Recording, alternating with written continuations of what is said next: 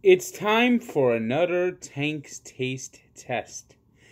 Daniel Berkey at Daniel Berke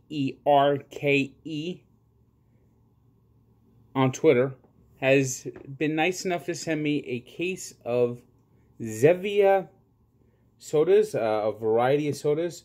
So I'll be trying them all out on camera.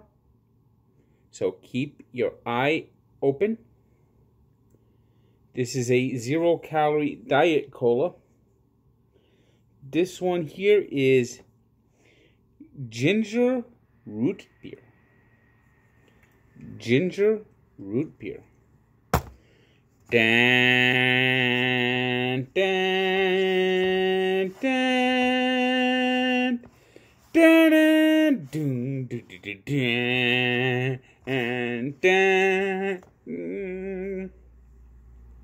Why is it glowing blurry at this moment? Dan, dan, dan, dan, dan, na, na, na, na.